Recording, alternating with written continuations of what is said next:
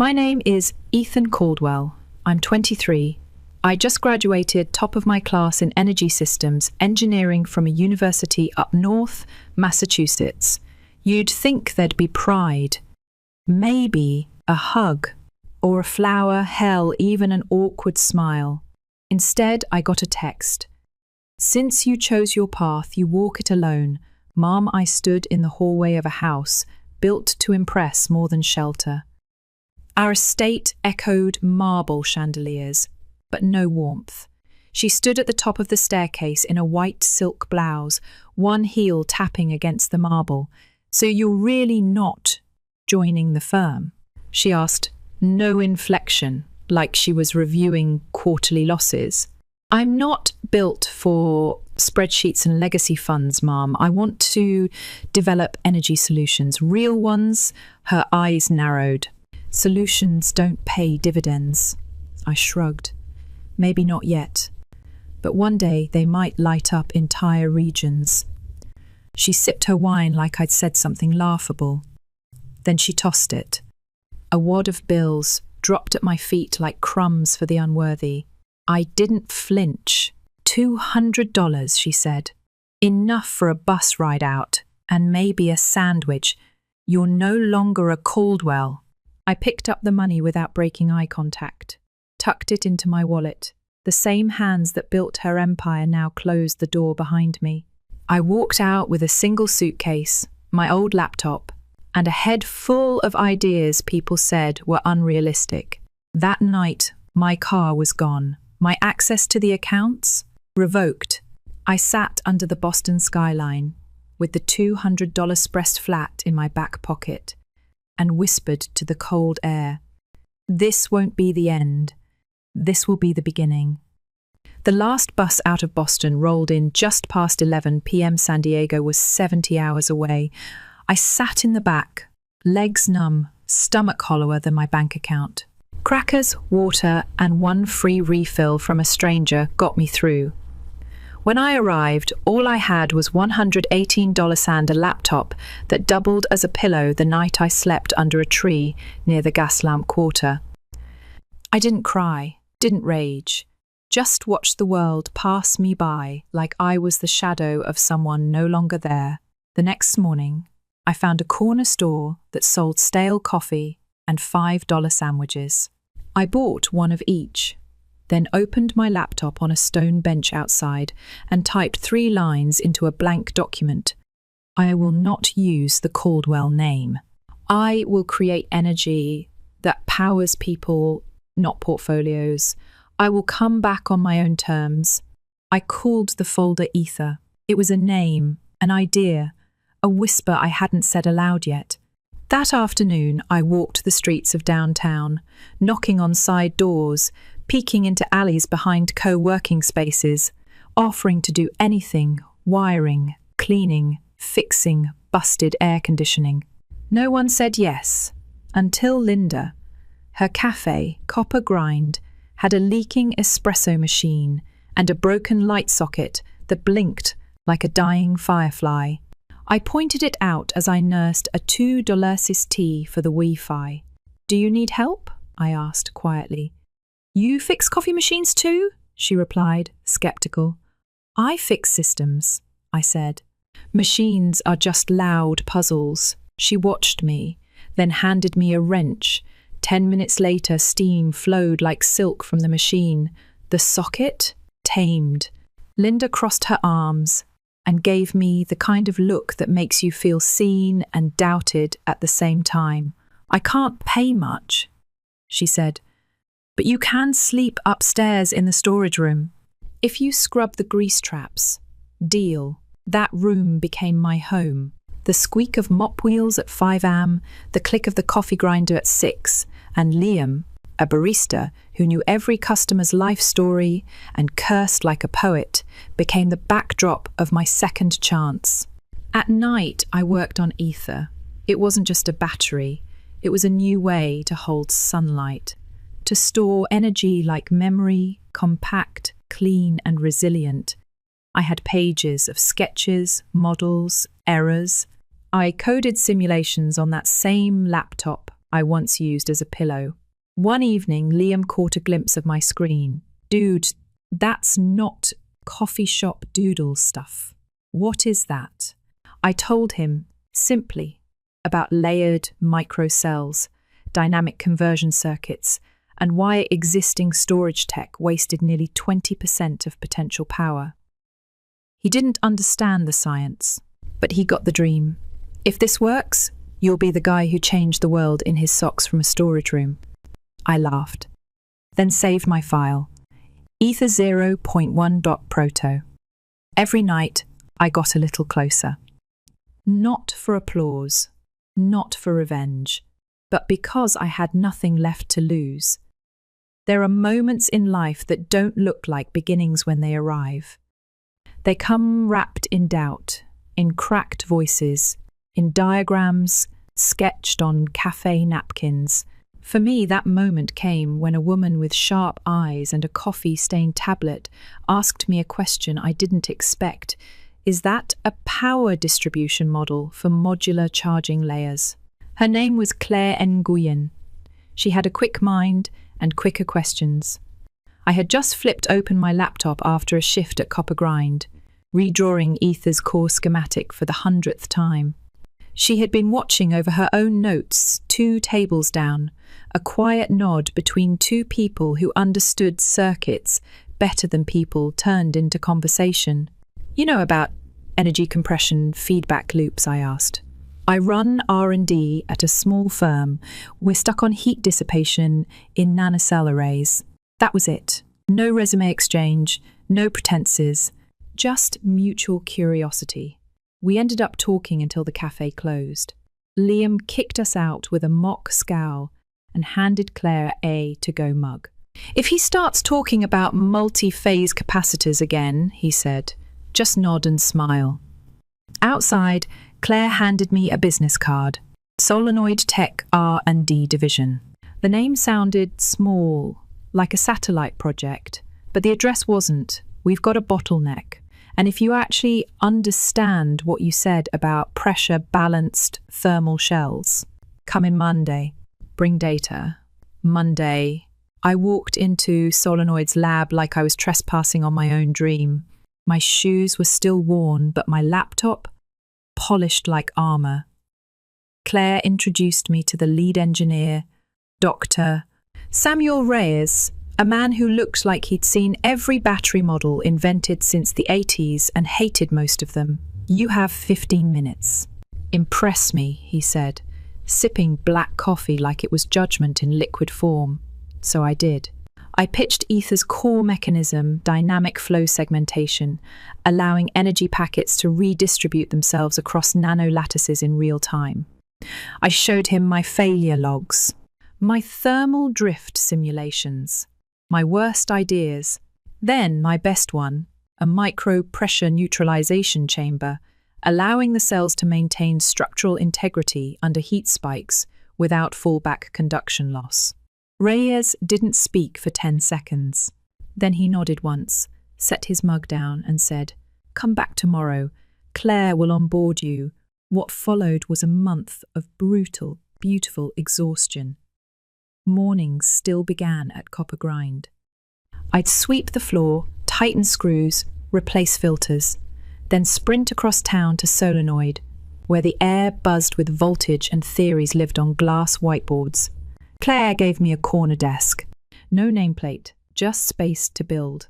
I learned how to test intramolecular resistance with infrared quantum probes, ran simulations inside electromagnetic vacuums, and destroyed dozens of prototypes in the pursuit of a single thing, proof of efficiency. By week 3, we had a prototype. By week 4, a result. Storage efficiency 98.4%. I blinked, ran the numbers. Twice, then once more. Claire walked over, reading the display. That's not possible. It is now. We sent the data to Reyes. He called a meeting that afternoon. No preamble, no speeches, just a new directive. We're presenting Ether at the Pacific Clean Energy Forum in 6 weeks. Ethan, you'll lead the pitch. I'd never stood on a stage before, not as a winner, not with my name printed on anything more than a side note. But when the conference lights hit my face and the mic buzzed in my hand, I felt it, not nerves but purpose. I presented Ether Core, a battery system with 98.4% energy retention, 1/3 the cost of lithium ion, 0 cobalt dependency, adaptive grid interface compatibility. The room went still. Then the applause came, fast, loud, echoing.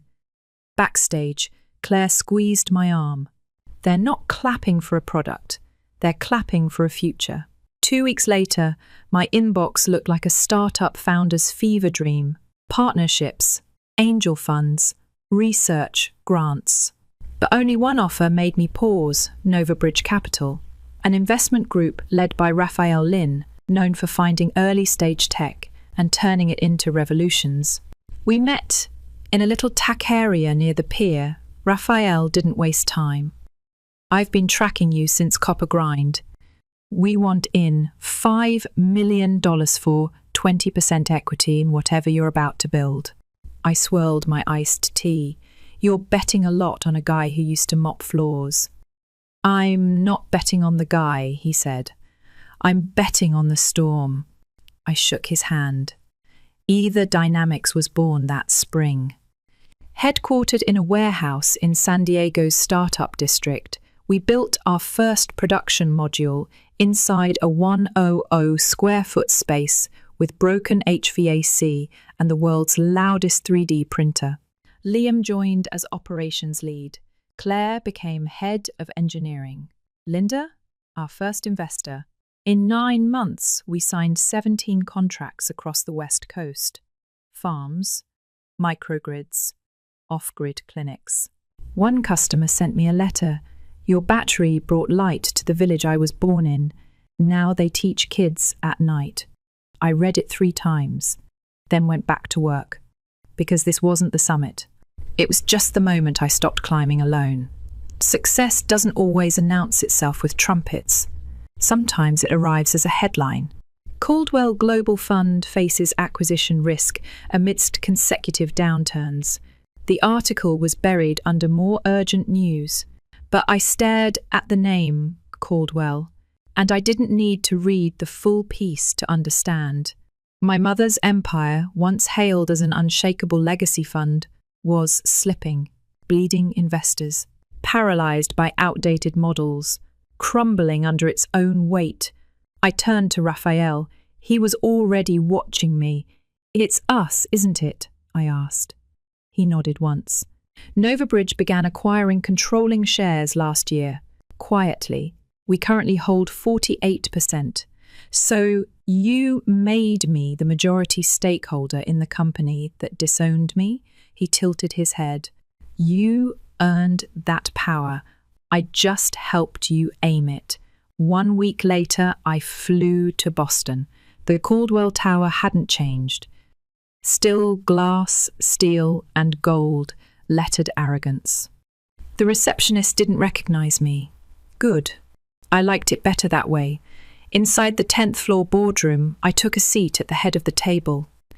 Across from me, the men and women who once toasted champagne with my mother now murmured anxiously over rumours. Power, it turns out, is only respected when people are afraid of losing it. Then she walked in, Victoria Caldwell, my mother, sharp suit, immaculate posture, cold as a perfect sculpture.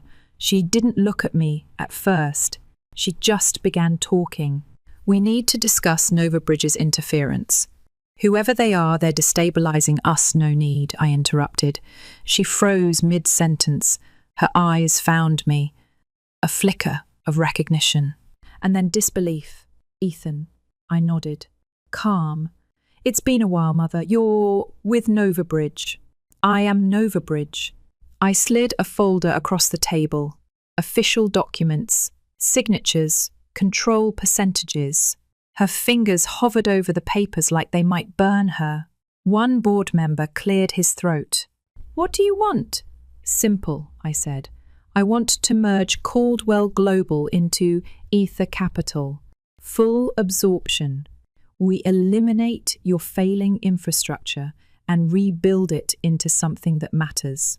My mother's jaw clenched. You want to bury this firm, your family's legacy? No, I said softly. I want to make sure it doesn't rot in place. That evening, my team sent the official merger terms to the entire Caldwell board. Full rebrand Caldwell Global would become Ether Capital. New executive structure. No Caldwell family in management. All investments shifted toward clean energy, infrastructure, and sustainable development. The final clause: if the board declined, Novabridge would call in debts and dissolve the firm by force. By morning, 7 out of 11 board members had signed. Only one signature remained. My mother's. She called a meeting. The same boardroom. Fewer allies now. You think I'll sign away 40 years of work? She said, standing. You think you can erase everything I built? I don't want to erase it, I replied. I want to save what's left. From you. Her eyes narrowed. Is this revenge? No, I said. This is repair. I pulled out the same wallet I'd carried since college. From it, I unfolded 2 worn bills, $200, crumpled, creased, and still stained with a memory. This is what you gave me when you told me I was no longer a Caldwell. She looked at them like ghosts had spilled onto the table. And now, I continued, I'm giving you a choice. Sign, and this legacy becomes something that uplifts the future. Refuse, and it disappears with you. She didn't move. You always thought I was soft, I said. But power isn't in control.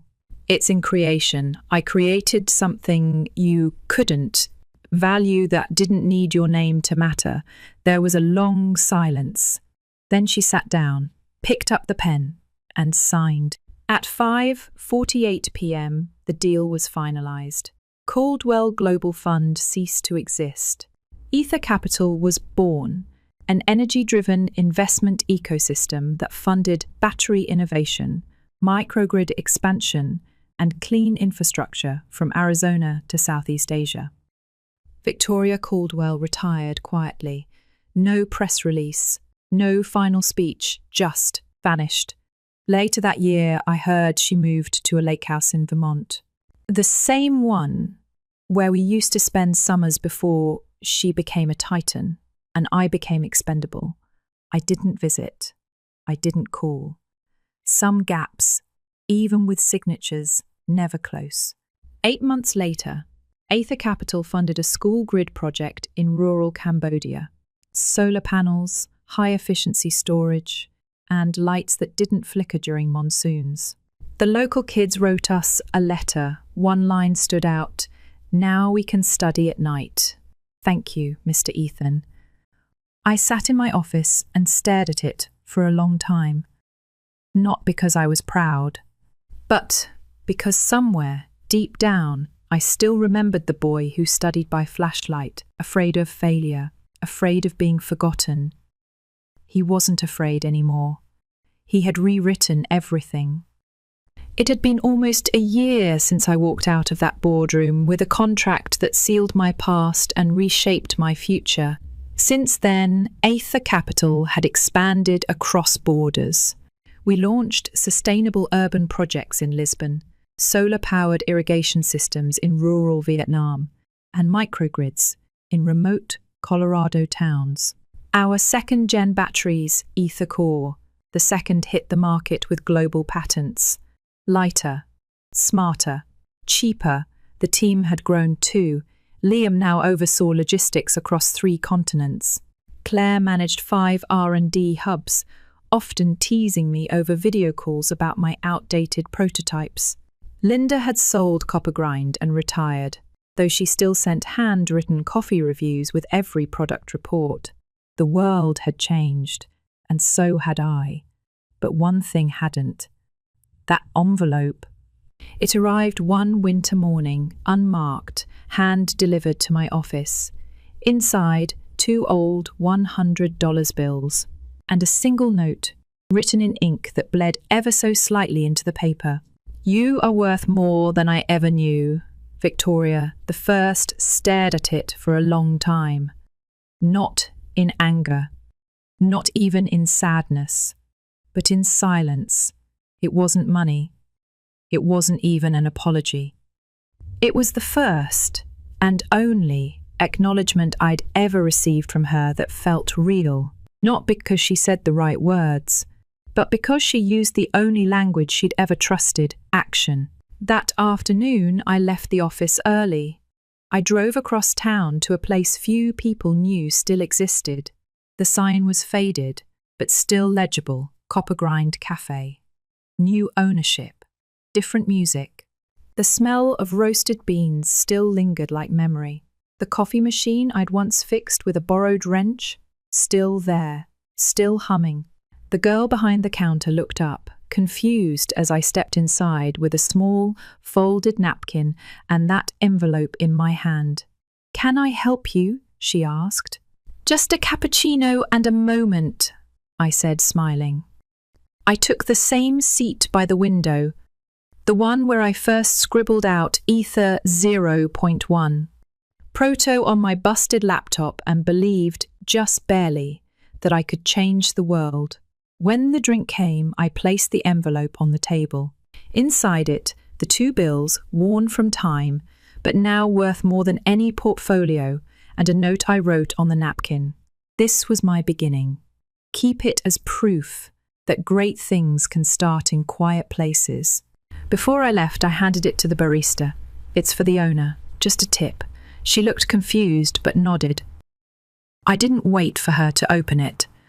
I walked out into the San Diego sunset, golden light trailing behind me like the quietest kind of victory. They say value is measured in zeros and headlines, in stock tickers and market caps. They're wrong. True worth isn't found in valuations or awards. It's found in the moments we could have turned bitter but didn't, in the choices we make when no one's watching, in the legacy we build not out of spite, but out of something softer: intention. I left home with a suitcase, a worn-out laptop, and 2 bills that were meant to shame me. I came back with a company, a mission, and a truth far more valuable: where you start doesn't define you.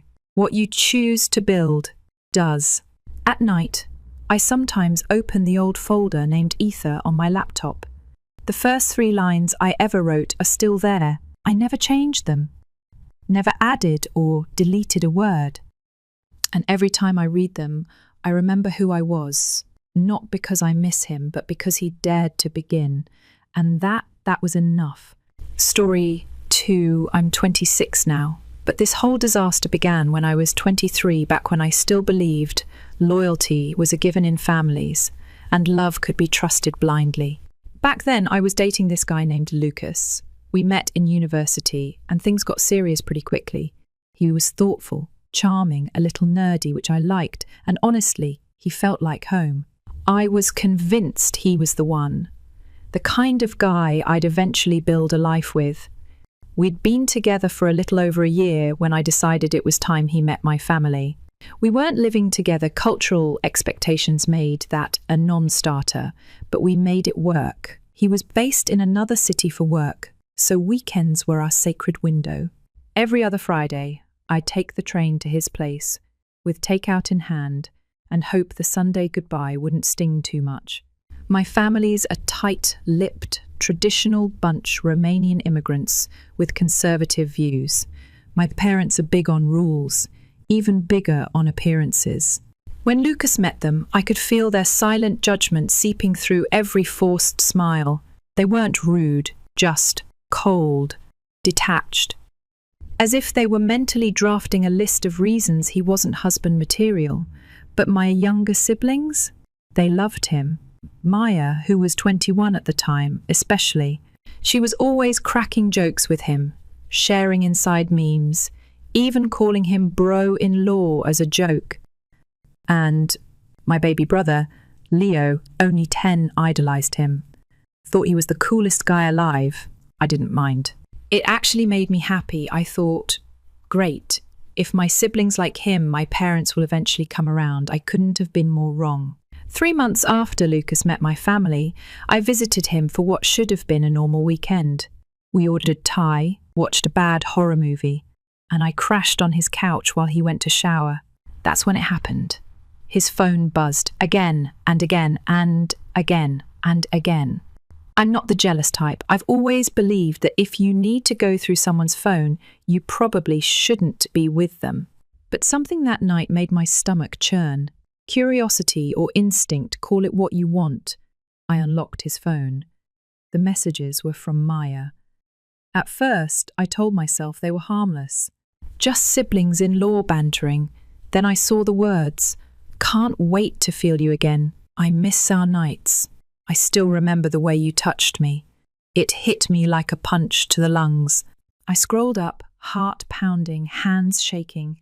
There were months' worth of messages, screenshots, flirtations, photos I wish I could unsee, plans to meet while I was out of town. Conversations that proved this wasn't a one-time mistake. It was an affair. An emotional and physical betrayal from the two people I trusted the most. I sent the screenshots to myself, grabbed my bag, and left. No goodbye, no confrontation. Just walked out while he was still in the shower, clueless about the emotional wreckage he was about to emerge into. My phone blew up all night. Lucas begged me to talk, said it wasn't what it looked like, that I was misinterpreting things. I didn't respond. I forwarded the screenshots to our group chat of mutual friends and blocked him. Done. No negotiation, no breakdowns, just severance. But Maya, that broke me in a different way. We weren't just sisters. We were best friends. We grew up hiding from our parents' fights together, sneaking candy into our rooms, whispering secrets under blankets at midnight. She was my confidant, and she burned me. I flew home the next morning, adrenaline masking the ache in my chest. I walked into my parents' kitchen like a storm. Maya was there, scrolling her phone like it was any other day. I threw the printed screenshots on the table. She looked at them, shrugged, then looked up and said, "Yeah, and no remorse. No shame, just audacity." My mum slapped her, something I'd never seen her do. My dad exploded, yelling in a way that shook the walls. They gave her a week to move out. For a split second, I felt seen, vindicated. But the peace didn't last. 2 days later, Maya dropped another bomb. She was pregnant with Lucas's child, and just like that, everything changed. My parents, who had just screamed at her, who had thrown her out, suddenly turned soft. They talked about responsibility and family values, how Maya needed support now, more than ever, how this wasn't the time for grudges. Grudges? Was that what they thought this was? I blew up. Told them they were enabling her, that their hypocrisy was nauseating, that they cared more about saving face than protecting me from betrayal. They told me to calm down, that I was being dramatic. So I packed my things, told them I was done, and walked out of that house without looking back. The only one I kept in touch with was Leo. He was just a kid, innocent in all of this. I wasn't going to punish him for their mess. 2 weeks later, my mother found a way to contact me. An invitation to Maya and Lucas's wedding. She had the gall to say she hoped I'd attend for the sake of family unity. I didn't even dignify it with a reply. Blocked. Again, I thought that was rock bottom, but I hadn't seen anything yet. After cutting everyone off, I honestly thought I'd find peace. I moved cities, changed my number, everything short of entering witness protection.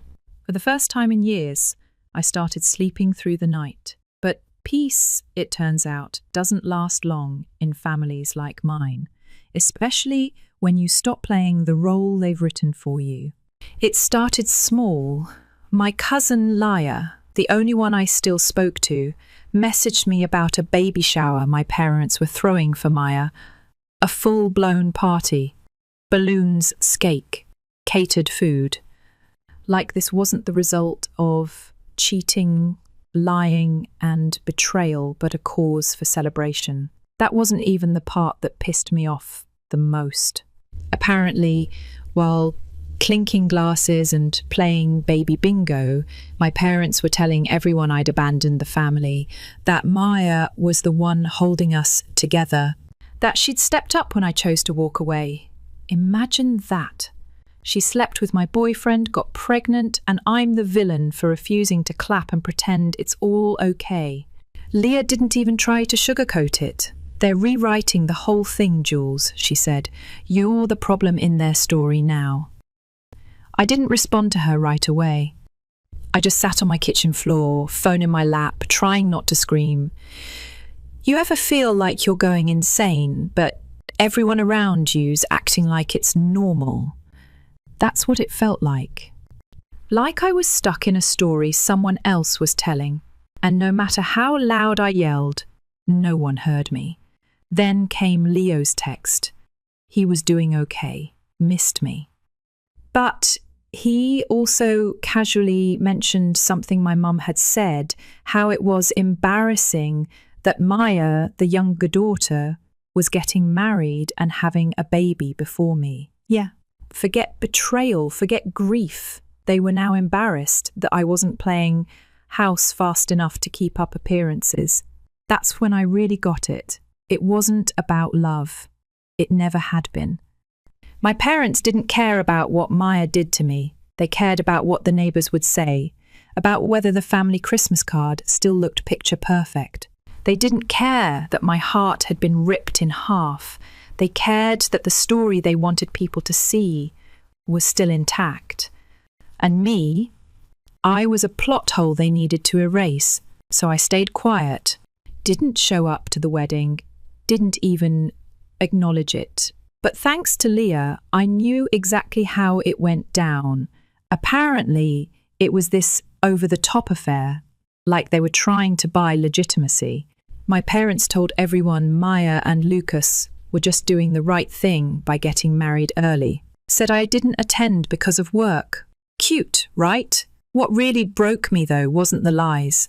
It was how they smiled in those wedding photos like none of it had ever happened. Like I'd never existed. Still, I kept my head down, focused on my job, my therapy, building a new life. I thought if I just ignored them long enough, they'd disappear into the background. Then Leo called one night, his voice shaking. Our dad had died. Heart attack. Sudden. Quiet. He was gone. And no one had even told me he was sick. It was Leo who called, not my mum, not Maya, just my 10-year-old brother, trying not to cry while telling his big sister their dad wasn't coming home. Turns out my mum didn't want to stress me out. Right. I booked a flight the next morning, not because I forgave them, not because I wanted anything, but because Leo needed me. And I wasn't going to leave him to deal with that alone. Walking back into that house after 2 years felt like walking into a room you escaped from once and swore never to return. It smelled the same, looked the same, but I wasn't the same. The second my mum saw me, her face twisted like I'd spit on the floor. Maya wouldn't even look at me. They didn't say we missed you. They said, so you came back for the money. I didn't even flinch. Grace, sorry, Maya was the worst. She stood there, one hand on her stomach, acting like she was the wronged party. Called me selfish. Said I abandoned them when they needed me most. I didn't argue, didn't even raise my voice. I just stared at her and said, you burned my life down and now you want me to rebuild yours? Not a chance. Then came the will. I didn't expect anything. After how things had gone, I figured my dad would have left it all to Maya, or maybe to Leo. But turns out, The man wasn't as blind as I thought. I got the biggest share, 40%. Leo got 30. My mum got 20. And Maya, she got 10. You could have heard a pin drop. Maya's husband, some smug piece of work named Ryan, lost it. Started shouting about how unfair it was, how they needed it more because of the baby, how I didn't deserve anything. My mum backed them up, of course. Said I should be the bigger person and sign over my share. That family comes first, I laughed, out loud. Where was family when I needed it? I asked. When Maya slept with my boyfriend. When you threw a wedding and rewrote history? They didn't answer. Instead, Ryan started threatening me. Said I'd regret it. That I was tearing the family apart. Right, me. The one who got cheated on, betrayed and gaslit. I left that house the next day, but this time I wasn't broken. I was furious, and more importantly done. Back at my hotel, I started gathering everything. Legal documents, copies of the will. I had a lawyer by the end of the week, because if they wanted a war, I was ready to burn the whole damn thing down. A few days later, my lawyer called. My dad had left a letter for me, handwritten, sealed. Something he told the lawyer to give me only if I ever came home again. It wasn't long, 2 pages, but it said everything I needed to hear. He apologized, said he knew he'd failed me, that he watched what happened with Maya and didn't step in, and that not standing up for me was the biggest regret of his life.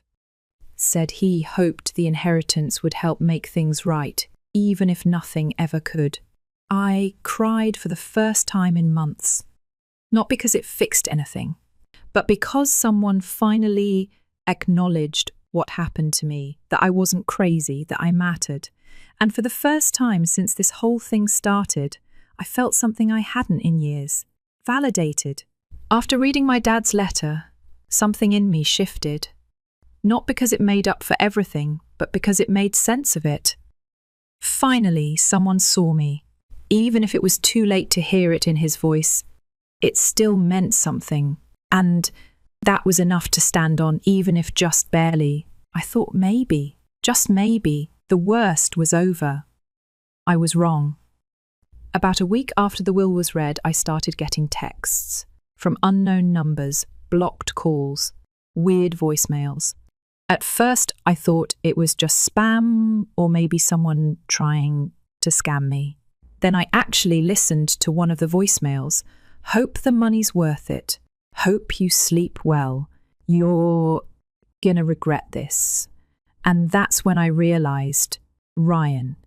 He wasn't just angry, he was unhinged. I told my lawyer. Filed a police report, changed hotels, made sure Leo didn't mention anything about where I was staying. But it didn't stop. A few days later, I came outside to find my car tires slashed, all 4.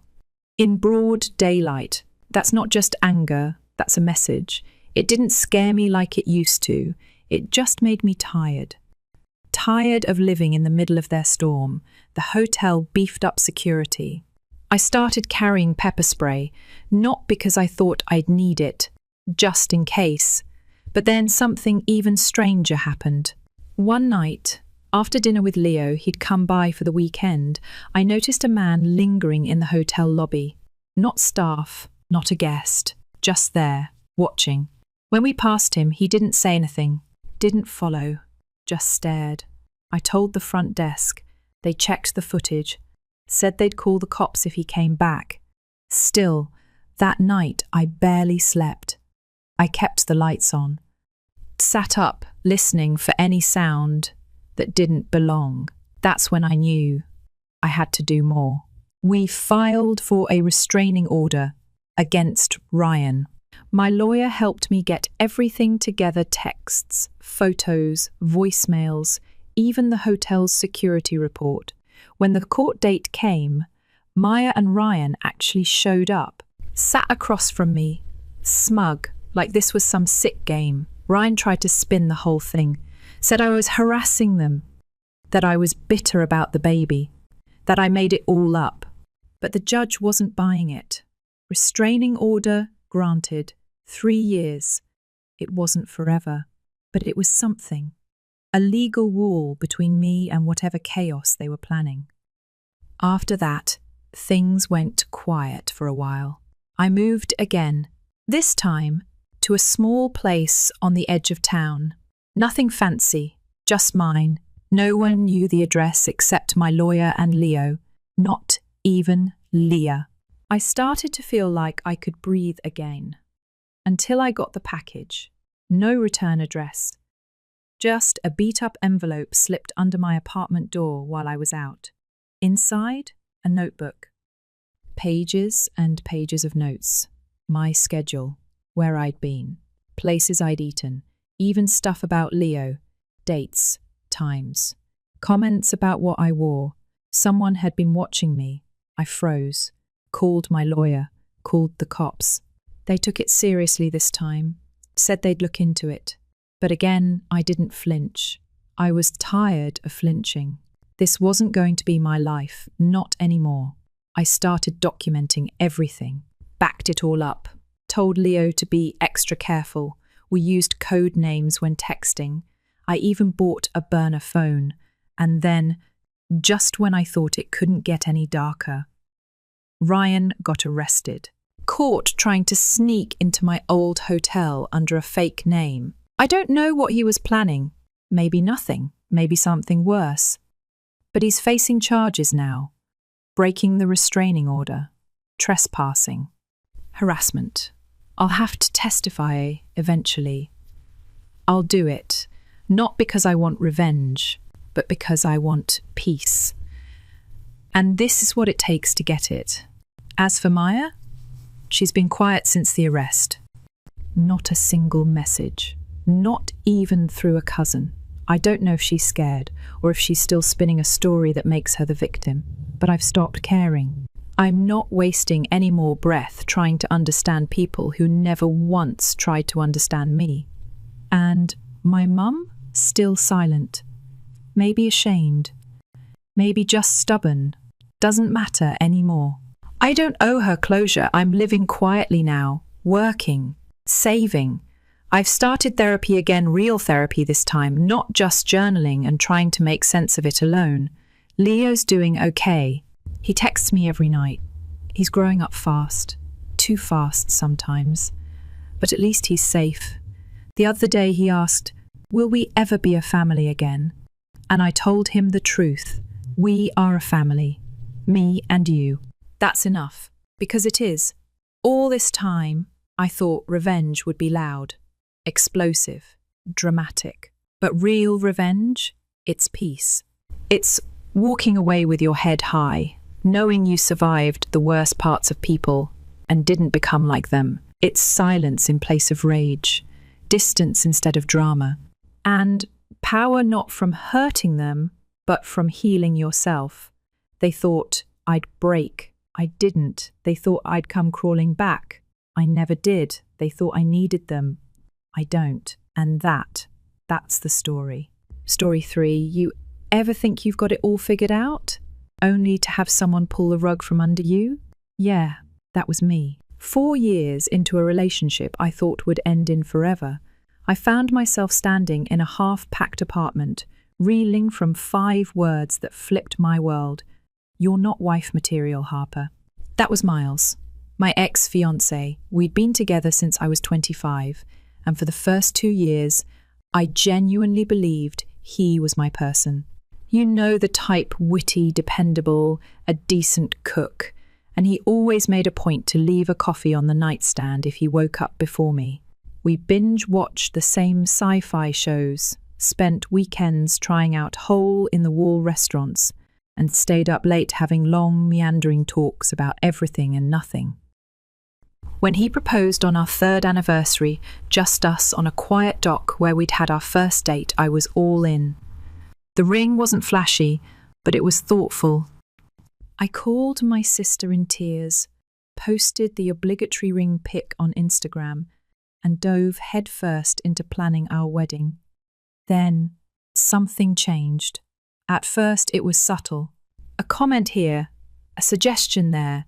Maybe try a more mature haircut, or that dress would look amazing if you toned your arms a bit. I brushed it off. Everyone has opinions, right? But the comments didn't stop. They evolved. He started criticizing the way I spoke in front of his friends, gently correcting me like I was a kid who'd gotten a math problem wrong. He told me my parents were a little small town and that I should think more about how I present myself if I wanted to match the lifestyle he envisioned for us. I wish I could say I told him off immediately. I didn't. Instead, I morphed into someone I barely recognized. I got highlights I didn't want. I started waking up early for spin class, took night courses to be more well-rounded. I was slowly sanding down my edges to fit the mold he insisted was more refined, more worthy. The breaking point came 3 months before the wedding. We were finalizing the last few details when he brought up my dress. He hadn't seen it. I was keeping that part traditional. But he casually mentioned his mum was worried it wouldn't be sophisticated enough. That's when he let loose. He went on a rant about how I'd become a burden, how he was settling, how his family didn't think I could represent him well in the circles he wanted to move in. And then, like he was reading from a script designed to wound, he looked me dead in the eyes and said, "I don't think you're worthy of being my wife." "I can find better," I laughed. Not out of spite, not even out of pain. Just pure disbelief. I twisted myself inside out for this man tried to become the fantasy partner he claimed to want. And this was his grand send-off? He didn't like that laugh. His face twisted and he asked me, dead serious, "What's so funny?" "You are," I told him. "You're absolutely right, we shouldn't get married. Not because I'm not worthy, but because I finally realized I deserve so much more than this." I walked out. My best friend, Nora, took me in that night. I didn't even cry until hours later when I was in her guest bed, still wearing the dress I'd picked for our tasting appointment. 4 years gone, just like that. It was grief, but mixed with relief. Miles didn't stop there, of course. The texts started rolling in, first angry, then pitiful, then smug. Classic, "you'll regret this" energy. I didn't reply, not once. Instead, I focused on putting my life back together. I found a cozy apartment on the east side of town, just me and my cluttered bookshelf, finally free to decorate, without judgment. I reconnected with old friends Miles had labelled immature. Picked up my art supplies again, rejoined a hiking group I used to love before I was made to feel like hobbies were a waste of time. A few weeks in, I started hearing from mutual acquaintances that Miles had been telling people I'd had an emotional breakdown, that I'd snapped under the wedding pressure. Typical. Rewrite the story to make himself the victim. But I didn't engage. I didn't need to. The people who mattered, they reached out. Friends, co-workers, even his cousin messaged me saying they'd seen the way he treated me and had always wanted to say something. Their words were like emotional superglue. They reminded me I wasn't crazy or broken or unworthy. I'd just been under the wrong roof. Then came the text. Not from Miles, but from someone else, a guy I'd met a few times at parties James. He'd been at a game night Nora hosted and remembered how much I loved that stupid board game he'd never heard of. He invited me for coffee. I went. Not because I was looking for anything serious, but because, for the first time in months, I wanted to. The conversation flowed, and for once, I wasn't walking on eggshells. He didn't critique my laugh or correct my opinions. He listened and asked real questions and made me feel seen. We met up again and again. Slowly, something real started to bloom. Meanwhile, Miles's messages turned. Weird, nostalgic, manipulative, Remember that Thai place we loved? Or this song came on and made me think of you. Still no apology, still no self-awareness. Just scattered breadcrumbs of a man who didn't know how to be left. I didn't bite. Months passed and I kept growing. Personally, professionally, emotionally. James and I were still taking things slow, but it felt easy, healthy, like breathing after being underwater too long. And that's where I'll pause for now. Because the next part of this story, that's where things get really interesting. It had been about 8 months since I walked out of that apartment, since I let go of the idea that love meant sacrificing parts of yourself to be accepted. And for the first time in a long time, I felt like I was standing on my own 2 feet, wobbly at times. But mine. Life was quieter now, but in the best way. I'd settled into my new space, found a rhythm that was all mine. I got promoted at work, finally finished one of the online courses I'd started during the Please Be More Cultured era, and started volunteering on weekends. It felt like I was piecing myself back together, not into the person I was before Miles, but into someone new, someone solid. And James? He was still around. What started as casual coffee turned into weekend drives to little towns, late-night grocery runs that somehow lasted hours, and mornings that began with the smell of cinnamon pancakes and zero judgment. He wasn't flashy or intense. He didn't flood me with big declarations or over-the-top gestures. He just showed up consistently, kindly. And that, I was learning, was rare. About a month after I stopped hearing from Miles entirely, Nora texted me. Guess who just hard launched a new girlfriend on IG? Yup, Miles. With someone named Celeste, tall, polished, every strand of hair perfectly in place. Her bio mentioned a consulting firm downtown and some charity board she sat on. Nora, ever the investigator, found out she came from old money and had one of those pristine LinkedIn pages with all the keywords like synergy, strategy, and executive development. For a minute, I felt that familiar pinch in my gut, that old, tired voice whispering, was this the kind of woman he thought he deserved all along? But then I reminded myself, I wasn't competing anymore. I'd stepped off that track the day I left. Still, that night, I did something I hadn't done in months. I scrolled back through old photos. Not out of regret, just curiosity. I wanted to see it all with new eyes. And wow, it was like watching a movie I used to love, only to realize the characters were kind of awful. The way he looked at me, how I stood a little too straight, smiled a little too hard. There were so many signs I'd ignored. So I closed the app, took a breath, and moved on. A week later, I ran into Miles and Celeste, Target, of all places. I was in leggings, buying paper towels and almond milk. He was in a fitted blazer and holding a basket like he didn't know how to grocery shop. Celeste gave me a polite nod, clearly unsure of who I was. Miles looked surprised, like he hadn't expected me to exist in public. We exchanged awkward hellos. That was it. No drama, no stares, just normal. Which, honestly, was a huge win for me. Later that week, I got a DM from Miles. Hey, you looked good the other day. Hope everything's going well. I didn't reply. James saw it when we were cooking together. I was chopping peppers. He glanced at my screen and handed me a dish towel without a word. When I told him it was Miles, he just nodded and said, "You good?" That was it. No weird jealousy. No passive-aggressive questions. Just trust. That night, I realized I wasn't scared of slipping back into old patterns. Because I wasn't the same woman anymore, and I wasn't interested in breadcrumbs from a man who didn't know how to nourish a relationship. But, of course, Miles wasn't done. Over the next couple of weeks, he kept sending messages. Little memory triggers. Remember that cabin we talked about renting? Saw that indie movie you used to love.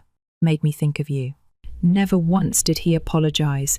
Never once did he say I was wrong. Then, the kicker, I've been thinking a lot about us. I know I messed up. I'd really like to talk, maybe grab coffee, just as friends. I laughed when I read that one, not in the bitter way, just that dry, you've got to be kidding me laugh. I showed James. He raised one eyebrow and said, "He really doesn't get it, huh?" I told Miles I wasn't interested, that I was happy that we'd both moved on, he replied within minutes.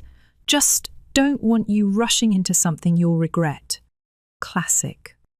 Still assuming he was the benchmark. James and I didn't talk about it much after that. We didn't need to. We were too busy living weekend hikes, spontaneous dinners. Him teaching me how to change a tire, he insisted.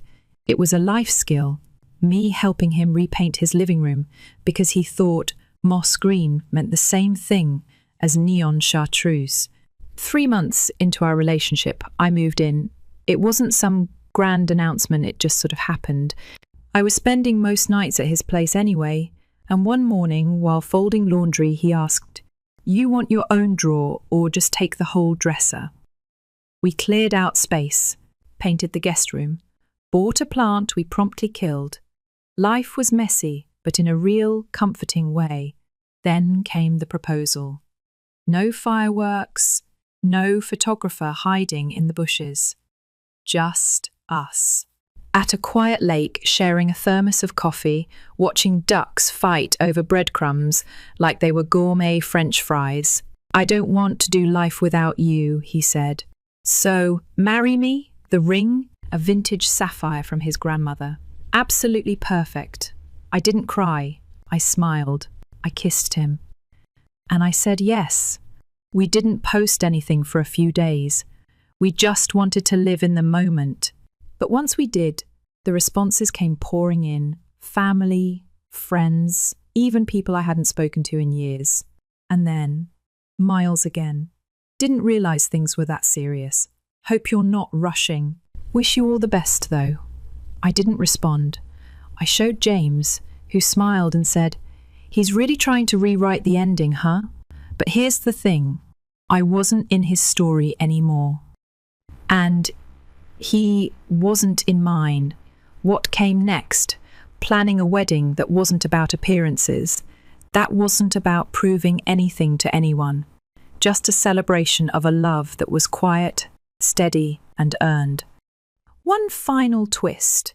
Through the grapevine, because small towns don't do secrets, Nora heard that Celeste left Miles for her ex. Apparently, she realized she'd been trying too hard to mold herself into someone she wasn't. Sound familiar? I didn't gloat. I didn't even feel vindicated. Mostly, I felt sad for him, not because he lost Celeste, but because he never learned, never evolved. And me? I'd built a life where I could breathe, where love didn't mean shrinking myself, where worthy was no longer a question someone else got to answer for me. You'd think the wedding day would have been the end of the story, neatly wrapped with a bow and all that. But real life doesn't follow scripts. It breathes, it shifts, and sometimes it throws in one last test just to make sure you've really let go. The morning of our wedding, it rained. Not a soft drizzle, more like the sky had something to prove. My veil got snagged on a thorn bush during photos. Wyatt's nephew screamed he had to pee mid-vows, and the cupcakes arrived in the wrong flavour. But none of it mattered, not even a little. Because when I looked at Wyatt, standing there in his slightly too tight jacket, smiling at me like I was the sun, and the ocean rolled into one, I felt nothing but peace. No second guessing. No old ghosts. Just this steady knowing I'm home. The ceremony was simple. Just close family, our favourite people, and laughter that echoed off the trees. Monica gave a speech that had everyone crying, then laughing so hard someone snorted. And my sister read a poem she'd written when I first left Miles, the kind of raw, honest love only family can offer. After the dancing and the toasts, Monica pulled me aside. So, don't panic, but guess who tried to call during the ceremony? I didn't need to ask. Yup. Miles. 3 missed calls. A short voicemail that just said, "Hope you're happy. I've been thinking a lot." I didn't listen to the rest. I didn't need to. Wyatt and I left for our honeymoon the next morning, nothing extravagant. Just a cozy Airbnb by the coast with chipped mugs, board games from the 90s, and a creaky porch swing that became our favourite spot. We ate too much seafood, burned pancakes twice, and watched the waves without needing to fill the silence. Coming home felt different this time. There wasn't that post-vacation drop I'd felt in the past. No dread. Just this quiet contentment that settled deep in my chest. But of course, the peace didn't last long. 17 missed calls. All from one number, Miles, plus a dozen Instagram messages starting with, "Please just talk to me." Then I messed up. I know that now. Then, "Why did you never fight for us?" I didn't respond. I showed Wyatt. He scrolled through everything, then handed my phone back without a word. Just that look he gives when he's thinking hard, but doesn't want to sway my decision. Finally, the phone rang again. Wyatt looked at me. "You want me to handle it?" I nodded. He answered. "Harper's phone." Pause. "No, she's not available. She's unpacking. From our honeymoon." I don't know what Miles said after that, but Wyatt stayed calm, his voice steady. No anger. Just kindness that didn't bend. "She's moved on. She's happy. Please respect that." And that was it. Miles never called again. That should have been the end, right? But life had one more card to play. 3 months later, we bought our first house. Not fancy, not Pinterest perfect, but full of charm and corners, begging for stories.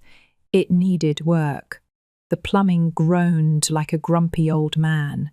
The dishwasher flooded the kitchen the second night. And squirrels, don't even get me started on the squirrels. But it was ours. We threw a housewarming party. Nothing major, just 20 or so friends, paper plates, mismatched chairs, and Monica's buffalo chicken dip that might actually be illegal in some states. I was in the kitchen when Monica walked in with that look on her face, the one she gets when something juicy just dropped. He's outside. I blinked. "Who?" "Miles." Uninvited. Holding a bottle of wine.